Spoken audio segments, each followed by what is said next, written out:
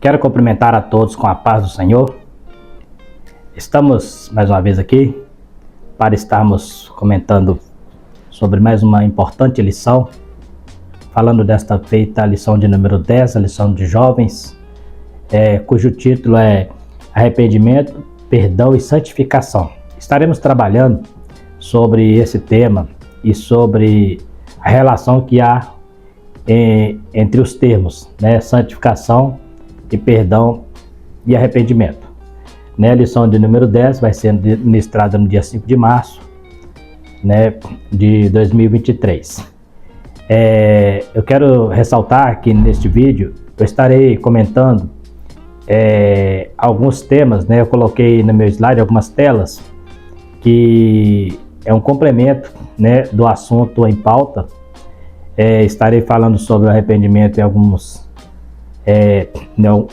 áreas, como funciona, e também como é estudada a graça, usando termos teológicos mais explicativos.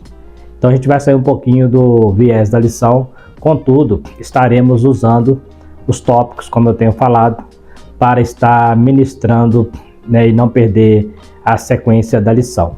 Se você quiser saber mais sobre este assunto tão importante, sobre o que é graça, o que é arrependimento, quando acontece isso na nossa vida, fica até o final deste vídeo e você saberá isso e muito mais. Quero pedir a você que está visualizando esse vídeo, dê o seu like, para estar nos ajudando. Seu like é muito importante porque ajuda na divulgação do canal. Também ativa o sininho para estar recebendo as notificações e também se inscreva, porque se inscrevendo também dá mais força para o nosso canal. E também compartilhe, talvez você conheça alguém que é professor de escola dominical, um aluno aplicado e quer saber um pouco mais a fundo. Esta é uma oportunidade. Então compartilhe esse vídeo também para que possamos juntos trabalharmos na divulgação deste canal. Quero agradecer a você que está visualizando. Seja muito bem-vindo. Você está no canal Estudos da EBD com o professor Marcelo Gomes. Eu sou presbítero da Igreja Assembleia de Deus, congrego na Assembleia de Deus aqui em Ribeirão das Neves, no número 166, na rua Conselheiro Mata, no bairro Sevilha B. Ali eu congrego há mais de 30 anos e temos também ali um estudo de professores, onde trabalhamos também assuntos importantes voltado para a lição de adulto, porque estamos trabalhando tanto a lição de jovens quanto a de adulto. E o estudo de professores acontece ali todas as sextas-feiras, das 19h30 às 21 horas. Você também é muito bem-vindo se quiser estar ali querendo aprender um pouco mais sobre a nossa lição de adulto. Então estaremos entrando neste assunto tão importante que é a santificação.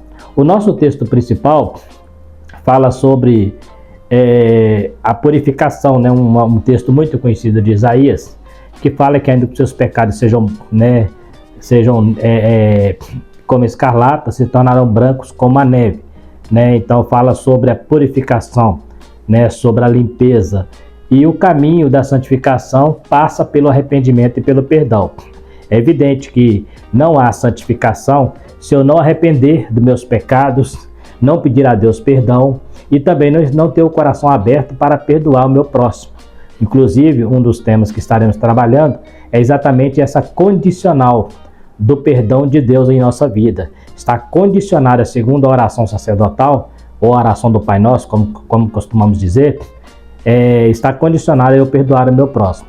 O próprio texto diz, perdoa nossas ofensas, assim como nós temos perdoado. Então, é uma condicional.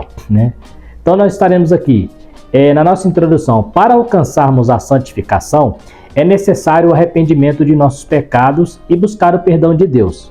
Porém, a oração sacerdotal, esse perdão está condicionado a liberarmos perdão ao próximo. Devemos entender que devemos perdoar inclusive a nós mesmos. Isso fala de sermos perdoados na nossa alma, ou seja, como a gente costuma dizer, cura interior. Estamos falando de cura, não aquele processo de regressão. Estamos falando de realmente ser curado, eu ter o coração limpo, estar livre, estar sem peso, porque o perdão é isso. Quando eu peço a Deus perdão, o pecado que eu cometi, ele não traz mais peso sobre a minha vida. né? Ele não traz mais aquele jugo, aquele fardo pesado, porque eu troquei pelo fardo leve de Jesus. Então, isso fala de uma cura interior. A santidade e arrependimento. Então, como eu tenho dito, né? O tópico, você pode acompanhar na sua lição, você vai perceber que os tópicos são os mesmos, né? Tópicos e subtópicos. Só mudei mesmo o comentário, que o comentário é meu, né? É lógico que a gente pega alguma coisa da lição para fazer um complemento, porque para não sair fora do foco. Na cultura grega, a perfeição é algo imutável, estático e inflexível. Se precisa mudar, já é indício de imperfeição. Então, nós estaremos falando que santificação e perfeição são coisas diferentes, né? Não existe, a santificação não quer dizer perfeição. Já falamos isso em lições anteriores, onde tínhamos aquela cultura, né, vindo até do catolicismo, de que todo santo era pessoas perfeitas, né? Também falamos sobre John Wesley, que aplicou a santidade à perfeição, a possibilidade de alcançar a perfeição aqui na Terra, mas nós vamos aprender que não é perfeição. E dentro da cultura grega eles pensavam a mesma coisa. Na cultura hebraica é algo relacional e moral. Nos ensinos de Jesus, a santificação não significa perfeição, mas algo progressivo até um dia alcançarmos a perfeição. Então, o próprio Cristo ele nos ensinou que é um progresso, um processo que precisamos estar caminhando nessa vida para nos santificarmos. Já falamos também sobre isso, temos vídeos no canal falando sobre esse processo da santificação. Se você tiver interesse, pode voltar ali em alguns vídeos e terá uma explicação mais completa sobre a santificação no sentido progressiva, no sentido posicional e a santificação final. Então, ela é uma coisa que, dentro da cultura hebraica, ela está relacionada a algo relacional com Deus e moral, ou seja, uma identificação que eu tenho com Deus. E na explicação que Jesus traz em seus comentários, em suas, né, ali no Novo Testamento, ele já mostra que ela é algo que precisa ser trabalhado para que ela possa crescer, né? A própria Bíblia fala seguir a paz com toda a santificação, então é um processo a ser seguido, né? Aí eu trouxe aqui alguma coisa, porque nós estamos falando sobre santificação, que é um ato da graça de Deus, né? A graça viabiliza que o cristão agrade a Deus com a sua vida. Então, é um ato da graça de Deus eu agradar a Deus. Não é mérito meu, não é pelos meus esforços, mas sim pela graça de Deus. Então, a graça de Deus, ela viabiliza, ou seja, ela abre o caminho. Ela abre o caminho. Viabilizar significa abrir o caminho para que eu agrade a Deus. Então, eu trouxe aqui pelo menos 7 definições teológicas da palavra graça, né? Isso dentro de um contexto teológico. Então, nós temos aqui chamado graça atual. O que é a graça atual? É uma ajuda de Deus. Graça habitual opera a santificação, ela traz, né? Ela opera em nós a santificação. A graça geral capacita todos os homens a ser favorável ao evangelho, né? Aquela graça que veio a todos os homens, né? O próprio, né, João 3,16, Deus amou o mundo de tal maneira que deu seu Filho unigênito para que todo aquele que nele crê. Essa é a graça geral. Essa graça geral é aquela graça que é estendida a todos. Não quer dizer que todos estarão dentro dessa graça, mas só aqueles que aceitar. Por isso é chamado graça geral. Ela capacita todos os homens a ser favorável, ou seja, a ouvir o evangelho, né? Dá uma oportunidade. Temos a graça preveniente, que é o ato divino que influencia os homens a buscar a espiritualidade antes de qualquer reação deles. Ou seja, essa graça é aquela que depois que você entra na graça, ela impulsiona você a praticar obras boas, a praticar coisas boas. Isso não é o mérito nosso, mas é o efeito dessa graça em nossa vida, que começa a nos mostrar que precisamos melhorar, precisamos evitar o pecado, precisamos procurar fazer coisas que agradem a Deus. Essa é a graça preveniente. A graça santificadora é aquela que nós já falamos, que ela é progressiva, ela vai trazendo cada dia mais santificação em nossa vida. A graça de Deus atua sobre a alma do homem, a fim de transformá-la, ela vai trabalhando, é um processo. E temos a graça suficiente, que é até mesmo o pior dos pecadores, tem o potencial para vir a Deus. Ela é suficiente, significa que não há mais, ela é completa, né? Então eu não preciso, depois da graça, procurar subterfúgios, procurar outras coisas. A graça ela já vem completa, por isso é chamado graça suficiente. Qualquer pecador no seu pior estado de pecado, se ele aceitar essa graça, ela é suficiente para libertá-lo, para purificá-lo do pecado e torná-lo uma pessoa santa. Por isso é chamado graça suficiente. Graça eficaz porque é suficiente quando se torna atuante sobre a vida dos homens. Então, quando o homem aceita essa graça, ela, na sua eficácia, ela não é inerte, ela atua, ela vai trabalhar na vida do ser humano para que o homem se torne uma pessoa santa. Então, a gente vê isso em alguns termos que a gente estuda sobre a graça, né? A graça de Deus. Pelo menos 7 tópicos que a gente trouxe aí sobre esse tema tão importante, para você saber como que funciona essa graça de Deus em nossa vida. Em todos esses termos, observa que a graça, ela sempre será graça, não há mérito, não há nenhum esforço da nossa parte. Eu preciso entender que tudo é partindo de Deus para o homem e não do homem para Deus, né? Arrependimento é a base para a santificação. Por quê? Se eu não me arrepender, como eu vou alcançar? Então, primeiro vem a graça, aquela graça geral, que ela me chama para o arrependimento. Quando eu aceito ela, eu passo pelo arrependimento e logo em seguida vem sobre mim a regeneração. A regeneração, ela traz a justificação e a justificação traz a santificação. Essa santificação, ela é posicional, progressiva e final. Então, olha como é que funciona o processo.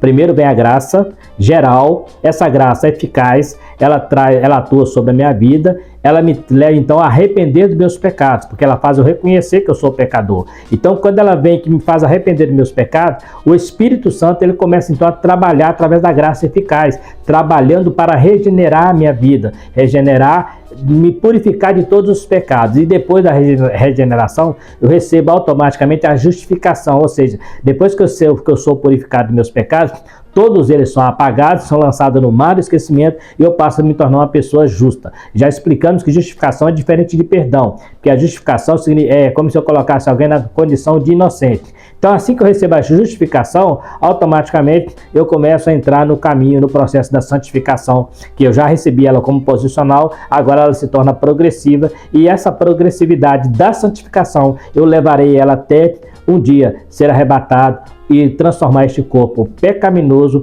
em um corpo glorificado, aonde eu alcançarei a perfeição em Cristo através da graça. Então, olha como é que é interessante esse processo aí, né? Então, é algo que precisa ser sincero. Precisamos termos consciência de nossas falhas e buscar o quanto antes o arrepender. Não pode ser algo adiado e não pode ser por medo, mas por amor a Cristo que morreu por nós, e através de seu sacrifício nos garante a transformação de nossa vida.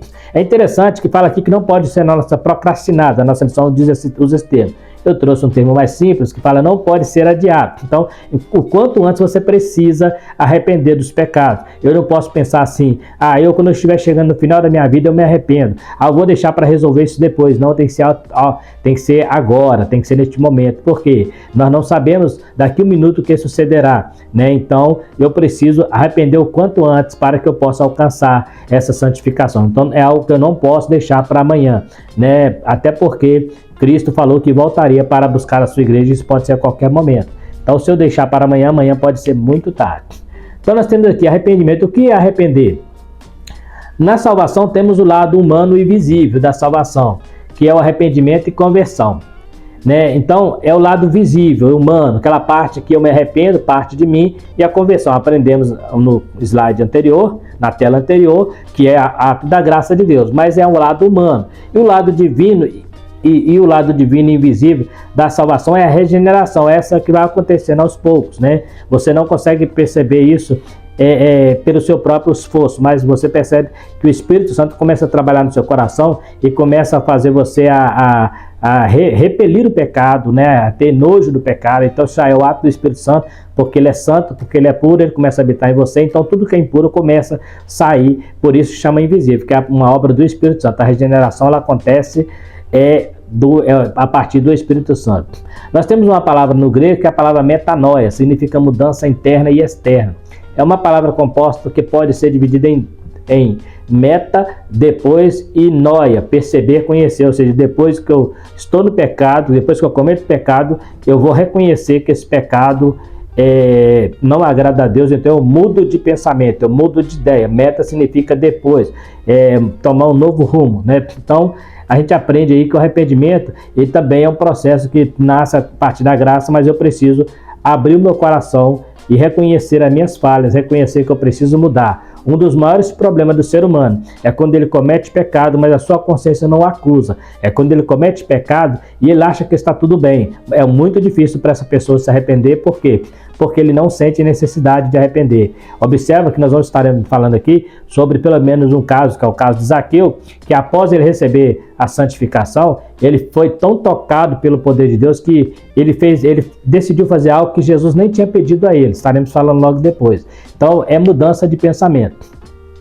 Elementos de um verdadeiro arrependimento. Então, nós precisamos entender que existem alguns elementos para você saber se realmente você se arrependeu.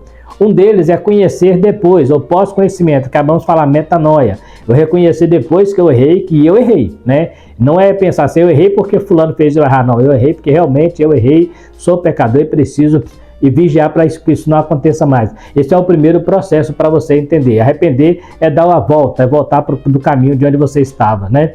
Mudar a mente como resultado deste pós-conhecimento. Então eu conheci que eu errei, agora eu tenho que mudar meu pensamento. Eu preciso então deixar que Deus lave a minha mente para que eu volte a praticar as coisas certas e peça a Deus perdão pelo erro que eu cometi, pelas falhas.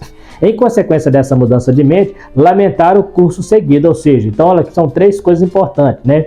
Eu preciso conhecer que eu pequei, mudar o resultado e ter nojo, vergonha, lamentar, chorar, arrepender, né? Isso então não é aquele arrependimento por religiosidade, mas arrependimento de verdade, realmente estou arrependido, né? E aí, por fim, nós falamos uma mudança de conduta quanto ao futuro, resultante de todos os fatores anteriores. Então, quando eu tenho todo esse processo, eu reconheço que eu pequei, eu mudo o resultado desse pecado e lamento por ter errado, né? Peço a Deus perdão, existe uma mudança de conduta ao futuro, resultante dos fatores anteriores. Então, a partir daqui agora, eu vou mudar meu futuro, ou seja, a partir daqui para frente eu não estarei mais pecando, eu procurarei mais não pecar, né? Lutarei contra isso para que eu não venha cair no pecado. Então, nós temos aí conhecer, mudar, consequência e mudança futura, né? Isso é o processo do arrependimento. Agora, o que é converter, né? Às vezes a gente pensa assim, o que é converter? Converter é quando eu mudo de caminho, é a mesma coisa, converter, como fazer uma conversão, né? Portanto, converter não é apenas passar de uma direção consciente para outra, mas fazê-lo com uma aversão claramente percebida da direção anterior, ou seja, uma aversão no sentido assim, eu estou andando no caminho torto, eu estou andando no caminho de pecado, então quando eu me converto, eu passo não só a sair daquele caminho, mas ter aversão, ser contrário, não concordar, eu perceber que eu estava no caminho errado e mudar de direção. Eu preciso entender isso, não é eu mudar de um caminho para outro simplesmente, né? Mas é mudar radicalmente de um caminho que eu percebi que não é o caminho correto, porque quando eu entendo que eu me converti de verdade, eu não volto mais para o caminho. Se eu só mudar de direção e sem me converter, eu posso estar voltando ao caminho toda hora, mas quando a conversão é genuína, eu não volto mais para aquele caminho, porque eu sei que aquele caminho não me levará a um lugar bom, né? Ou seja, a conversão olha tanto respectivamente quanto progressivamente. Ou seja, então quando eu me converto, não só no sentido de converter, mas eu tenho que procurar seguir o caminho agora, o novo caminho que eu segui, né, que eu entrei nele, que este caminho é Jesus, né? Jesus fala, eu sou o caminho, a verdade e a vida. Esse novo caminho, eu preciso agarrar ele, eu preciso firmar nele para que eu não volte ao caminho anterior. Isso é ter aversão ao caminho anterior. A aversão significa ser contrário, né, ao caminho, é um caminho totalmente oposto. Jesus chama isso de caminho de porta larga e porta estreita. Ele é a porta estreita, o caminho estreito. A porta larga e o caminho largo leva a perdição. Então, são dois opostos, né? São opostos nesse sentido. Então, converter é isso mesmo. É a mesma coisa que eu me arrepender. Arrepender e conversão são sinônimos, né? Então, quando eu me converto ou me arrependo, eu estou dando uma volta, né? Não é voltando para o mesmo caminho, mas pegando outra direção. Na proclamação apostólica, conhecida no grego como querigma, inclui três partes: morte, ressurreição e exaltação de Cristo, senhorio de Cristo, arrependimento e perdão dos pecados. Então, para as pessoas entenderem o que é santidade, para viver uma vida santa, né? Você que é jovem, né, tem buscado a santidade, tem buscado Deus, este é o caminho que você precisa entender, que é a morte, a ressurreição e a exaltação de Cristo. São a primeira parte. Eu preciso entender isso, por que Cristo morreu, por que ele ressuscitou e como ele está hoje, né? Ele não está mais no sepulcro, mas foi exaltado. Eu entendi isso aí, eu preciso então aceitar Ele como Deus, o senhorio de Cristo na minha vida. Quando eu resolvo entregar o meu coração e aceitar Ele como Cristo, como Senhor da minha vida, o senhorio de Cristo, então Ele vai, através do Espírito Santo, me orientar que eu preciso sair do caminho que eu estou seguindo para que eu possa segui-lo. E eu, para sair do caminho que eu estou seguindo, eu preciso fazer o quê? Me converter, arrepender e pedir perdão dos meus pecados, ou seja, então pedir a Deus perdão por estar no caminho errado e pedir que Ele me mostre o caminho correto. Ainda que os seus pecados sejam como escarlate, eu os tornarei branco como a lã, é o que diz o nosso texto principal. Portanto, temos uma proclamação histórica, uma consideração teológica e uma convocação ética. Esses aqui são termos teológicos. Primeiro, portanto, uma proclamação histórica, morte, ressurreição e exaltação. Uma história, né, real, fato verídico, uma proclamação histórica, uma consideração teológica. Então, quando eu conheço esse Jesus e sei que Ele é Senhor, eu chamo Ele para minha vida, então eu trago Ele como Deus da minha vida, é uma consideração teológica e uma convocação ética, ou seja, ética fala de princípios, de moralidade. Então agora, a partir desse momento, desse processo, eu passo então a ser convocado para uma ética moral. O terceiro ponto, o que ética é essa? Arrepender dos pecados, pedir perdão, né? Viver os princípios deste reino. Então a proclamação histórica, a letra A, é a consideração teológica, a letra B, e uma convocação ética, a letra C. Como vocês viram, a gente está trazendo alguns termos teológicos, é um complemento que está aqui, você não tem na lição, a gente está trazendo extra, né, para que você tenha uma aula mais aproveitada, né, aproveitativa lá com seus alunos, né, uma aula que eles possam, não sei se é esse termo que eu poderia dizer, mas é uma aula que eles possam aprofundar mais, entender mais sobre isso. Às vezes a gente vem na igreja e fala assim, fulano tem que arrepender, mas não explica, né? Tem que conhecer Jesus, mas não explica quem é Jesus, não conhece a história, né? Não conhece o senhorio de Cristo, só aceita Cristo, né? E essas pessoas têm muita dificuldade para crescer enquanto ela não foi esclarecida sobre esses importantes termos, né? A santidade e o perdão. Cristo precisa aprender a perdoar, o cristão precisa aprender a perdoar. O perdão é o ato divino que resulta no perdão do transgressor. O perdão dos pecados é uma prerrogativa divina. Por quê? Porque só Jesus pode perdoar pecados. Só Deus pode perdoar pecados. Então eu não posso perdoar o pecado do meu irmão, eu posso perdoar a ofensa dele contra mim. Mas o pecado dele ele só peca contra Deus, então eu não posso perdoar. É uma prerrogativa divina, é bom lembrar isso. Então eu não posso perdoar pecado. Como Jesus, quando curava alguém, falava assim, perdoados são teus pecados. Por que ele fazia isso? Porque ele era Deus. A Bíblia diz que o presbítero, ao orar sobre o enfermo, ungindo com óleo, ele será curado, e se houver tiver pecado, ele será perdoado. Mas presta atenção, não é o presbítero que perdoa. O presbítero é usado pelo Espírito Santo através do óleo para curar, e o perdão vem de Deus. Então, é uma prerrogativa divina. No Antigo Testamento, estava vinculado ao sacrifício por expiação e era ato da graça de Deus. O perdão está alicerçado à misericórdia, à bondade e à veracidade de Deus. E está ligado ao arrependimento. Então, lá no Velho Testamento era pela substituição, né? Quando matava o cordeiro, a pessoa era perdoada dos seus pecados porque era transferido para o cordeiro, né? Então a pessoa cometia um pecado, ia até o sacerdote, ali oferecia um sacrifício e a sua culpa era transferida para aquele animal. Aquele animal sendo morto, o sangue era espargido sobre o altar, né? E algumas vezes sobre a pessoa também. Existiam vários processos lá no livro de Levítico em relação ao pecado da culpa. Jesus consumiu todo esse processo lá na cruz do Calvário, sendo ele o único cordeiro e morrendo por toda a humanidade, e para ele, sobre ele, levou sobre os nossos pecados. Então o sangue dele foi derramado, né, e através do seu sangue nós somos purificados. E o perdão de Deus está alicerçado à misericórdia, à bondade e à veracidade, ou seja, é ato de misericórdia, bondade de Deus e a sua veracidade, né? E está ligado ao arrependimento. Então eu preciso arrepender para alcançar o perdão de Deus, né? O cristão precisa aprender a perdoar o seu próximo. O perdão ao próximo se tornou uma condição para futuras faltas cometidas. Por que é futura? Porque a passada você já foi perdoado, mas se você continuar cometendo pecados, aí você volta na oração do Pai Nosso. perdoa as minhas dívidas, assim como eu tenho perdoado aquele que tem me ofendido. Então é condicional. Eu só vou conseguir alcançar o perdão de Deus se eu tiver um coração perdoador. Porque o primeiro eu já alcancei através da regeneração. Mas como estou no corpo de pecado, a possibilidade de eu cometer outros pecados, né, pecados futuros, eu preciso estar me arrependendo deles. Agora que eu conheço a verdade, diferente de quando eu estava no mundo, agora eu preciso perdoar também. Porque no mundo não estava condicional, era ato da graça eficaz de Cristo operando em mim para que eu convertesse. A partir da conversão muda um pouquinho o quadro. Agora, para eu receber o perdão de Deus, eu preciso também ter coração perdoador. O pecador não precisa, porque ele primeiro precisa arrepender dos seus pecados e pedir perdão a Deus. A partir da regeneração é que eu passo a ter necessidade de ser perdoador também. Então, vamos supor, eu aceitei a Cristo, eu não preciso ter um coração perdoador. Posso ter uma pessoa rancorosa,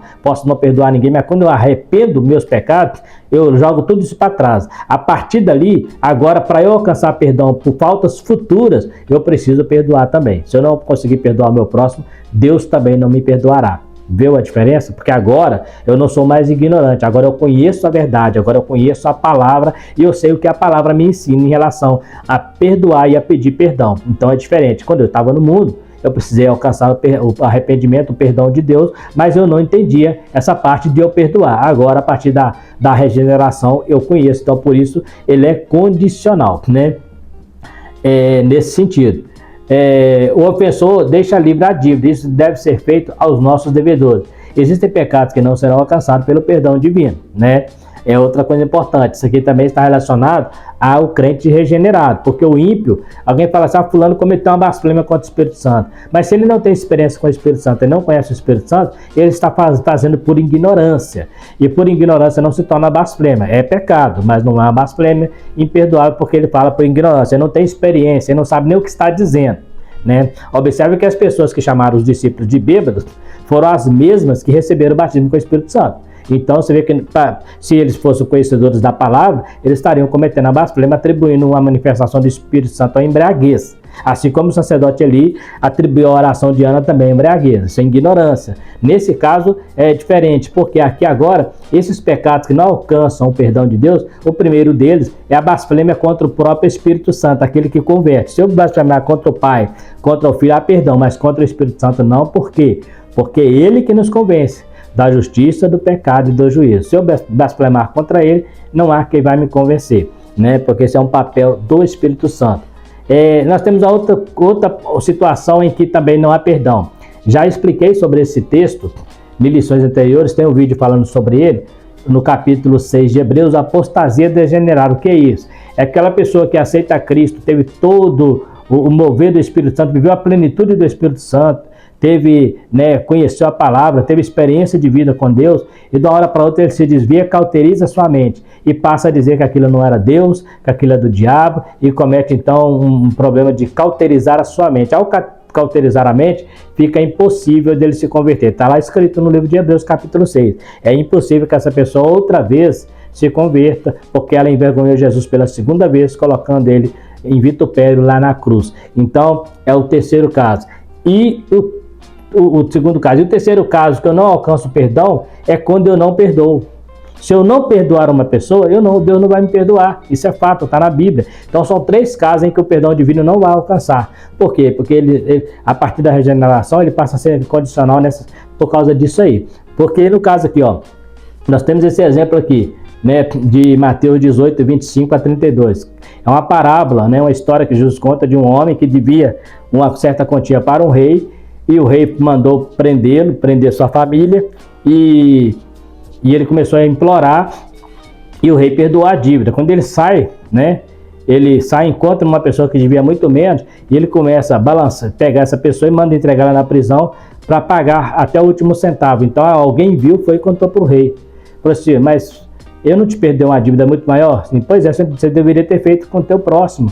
Como você não fez, você vai para as trevas exteriores, ou seja, você traduzir em miúdos, o que está dizendo? Como ele não perdoou, mesmo ele tendo alcançado o perdão, mas ele não passou adiante, ele perde a salvação, porque trevas exteriores ali é uma simbologia de perdição. Então, você vai ser preso, vai ficar nas trevas exteriores Por quê? Porque eu te perdoei, mas você não perdoou o teu próximo. Então observa que existe uma condição. Se eu ficar pedindo a Deus perdão, mas não perdoar o meu próximo, não adianta nada. Eu tenho que livrar meu coração disso. Existem pessoas que cometem pecado contra pessoas e vai pedir perdão para Deus. Deus nem ouve. Por quê? Porque você tem que pedir perdão para a pessoa que você errou. E aprender a perdoar também. Perdoa nossas dívidas, assim como nós perdoamos que nos tem ofendido. Entendeu? Então, é uma condicional também. Então, aí você fala assim, Marcelo, então existe condição para perdão após a regeneração? Essas são as 3 condições que a gente está dizendo aqui. Uma delas é a blasfêmia, que não há perdão. A segunda é a apostasia. E a terceira é quando não perdoamos alguém. Se a pessoa passar por este caminho aqui, a terceira, ela ainda existe uma possibilidade da pessoa voltar, mas essas duas de cima aqui, a apostasia e a regeneração, ela é mais difícil. Por quê? A blasfêmia é muito menos, a blasfêmia acabou, já se condenou.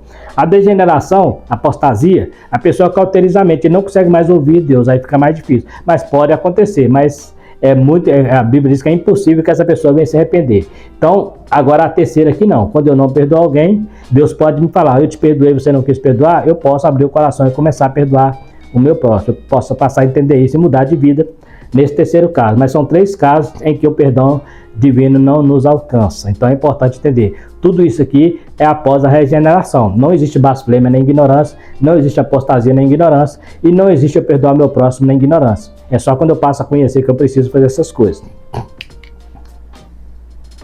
O cristão deve ser livre de toda raiz de amargura. Isso aqui é importante por quê? Porque a amargura, né, é aquilo que adoece as pessoas. Você vai encontrar no livro de Provérbios vários versículos, o próprio livro de Jó, se tem um caso aqui de umas referências, onde fala da raiz de amargura, né, onde ele fala que o coração dele estava amargurado, que a vida dele tinha virado um tédio. Isso traz doença. Hoje, uma das doenças que mais tem atingido a humanidade é as doenças psicológicas, né,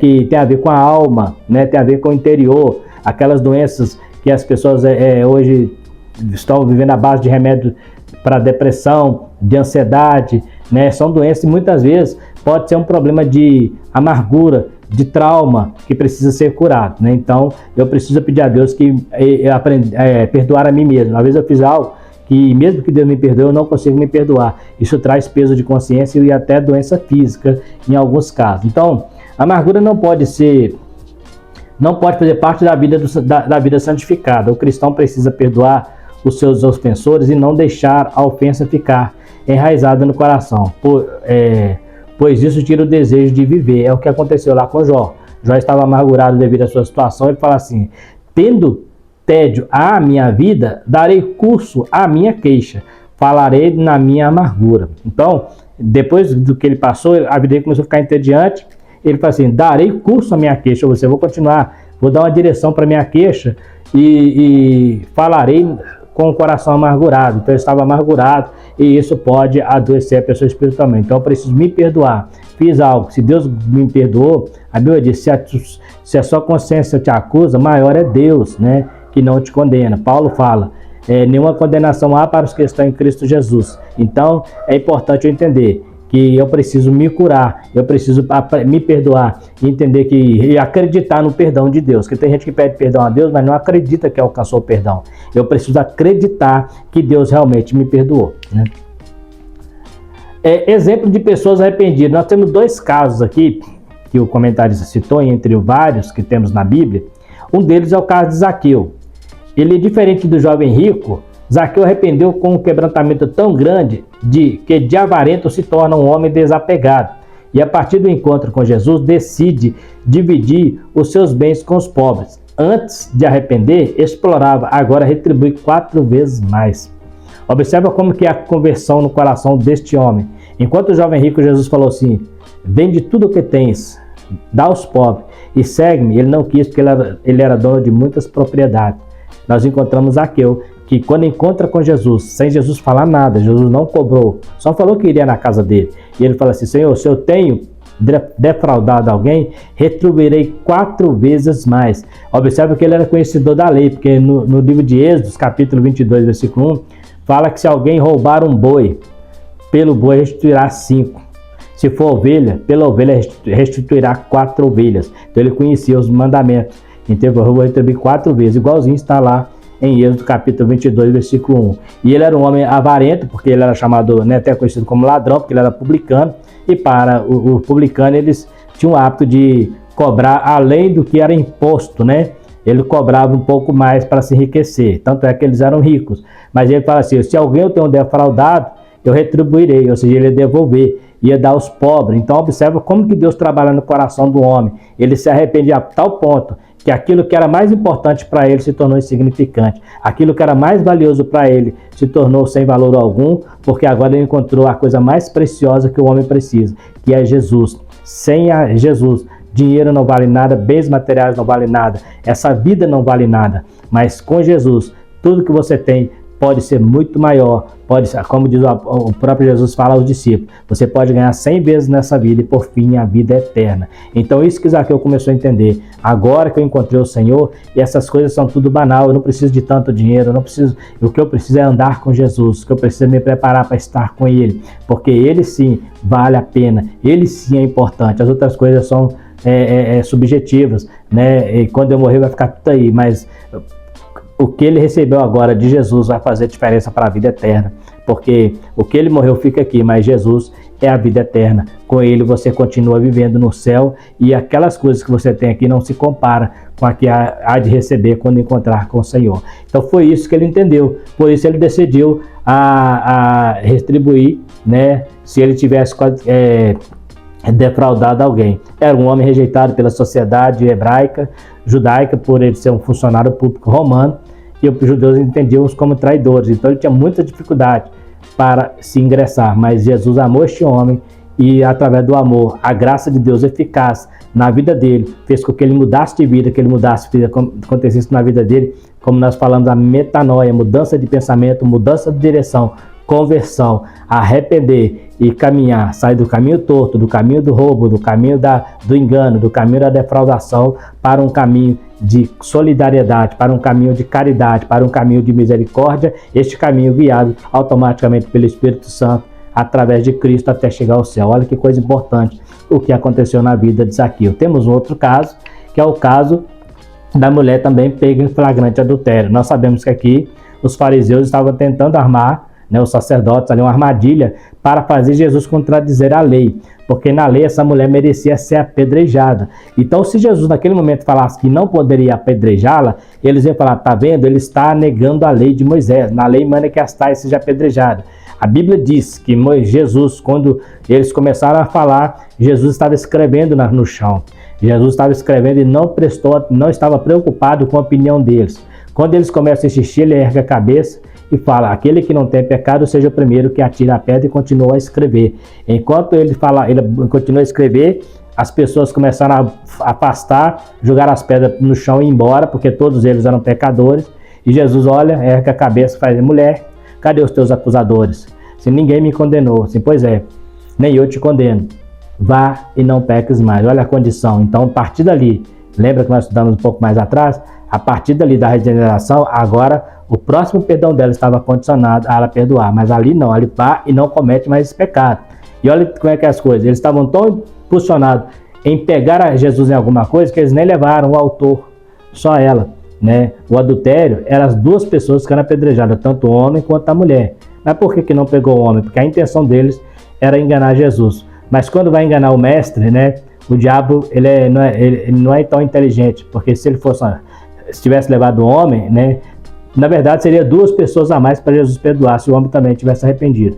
Mas eles, na verdade, eles não estavam preocupando se aquela mulher viveu ou morrer. Eles queriam saber se Jesus ia falar que ela não podia ser apedrejada, ou seja, queria armar para ele uma armadilha para ele contradizer a lei de Moisés. Então Jesus falou assim, não, o que a lei diz? Então, pois, manda pedra, dá pedrada, né? Se não é a lei que diz, para que você está me perguntando, né? Mas aí, ele falou, agora quem não tem pecado, seja o primeiro que atira a pedra.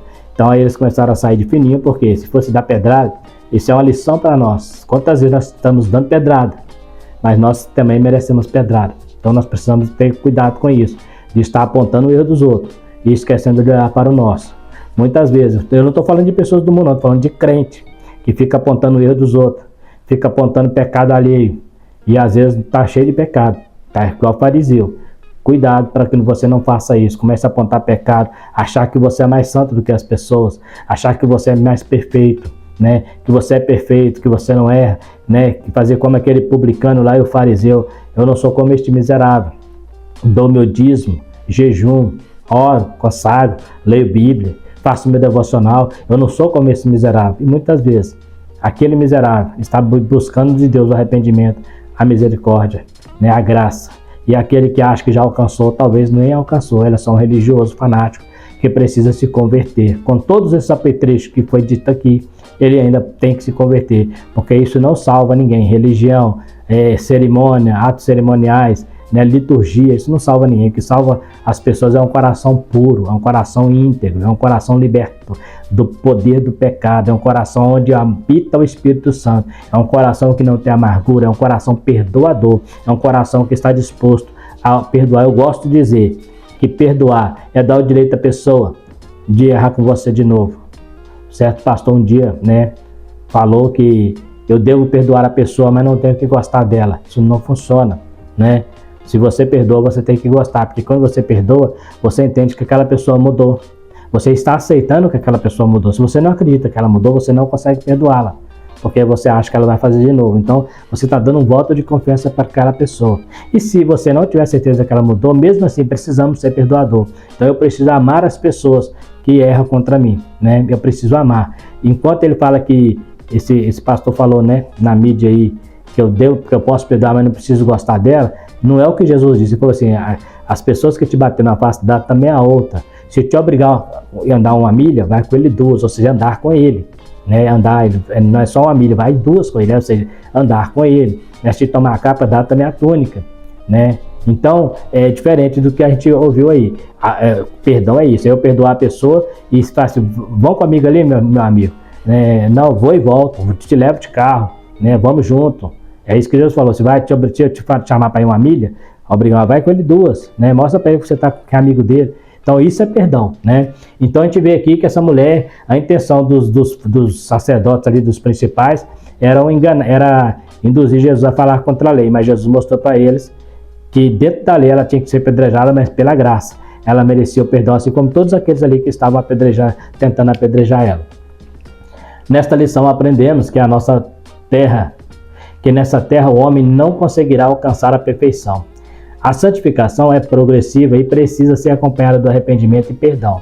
E o perdão é alcançado não pelos nossos méritos, mas sim pelo arrependimento e sua graça em nós. Aprendemos que para sermos perdoados, precisamos nos humilhar e reconhecer que não há mérito nenhum em nós, é tudo graça. Então observa aí que não há mérito nenhum, é tudo graça de Deus. Eu preciso então ter essa ideia, essa mentalidade de que tudo que acontece na minha vida é a partir de Deus. Eu faço a minha parte, né, que é ir até Ele, mas antes de eu ir até Ele, primeiro Ele veio até mim. Né? Antes de eu caminhar para Ele, Ele caminhou até mim.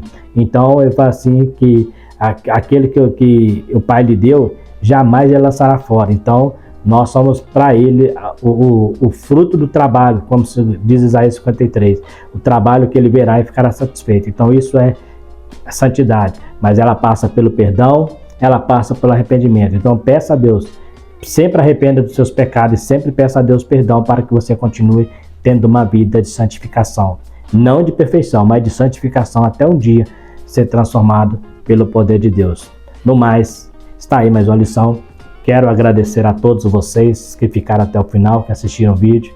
E mais uma vez, né, como de costume, quero pedir a você que dê o seu like, né, dê um joinha ali, é só uma cliquezinha ali, vai estar nos ajudando na divulgação, né? Você também pode estar se inscrevendo, né? Você se inscrevendo ali também fortalece o nosso canal, ativando o sininho, você estará recebendo também notificações de vídeos posteriores. Então, toda semana estaremos lançando um vídeo desta aula, tanto dessa como da aula de adultos, né?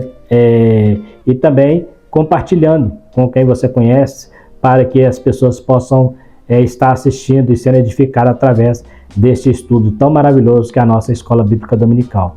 No mais, eu quero agradecer a todos vocês e continue com a gente no canal, né, nos ajudando aí nesse trabalho tão importante. Fiquem todos com Deus e até a próxima, se Deus quiser, na paz do Senhor Jesus Cristo. Amém.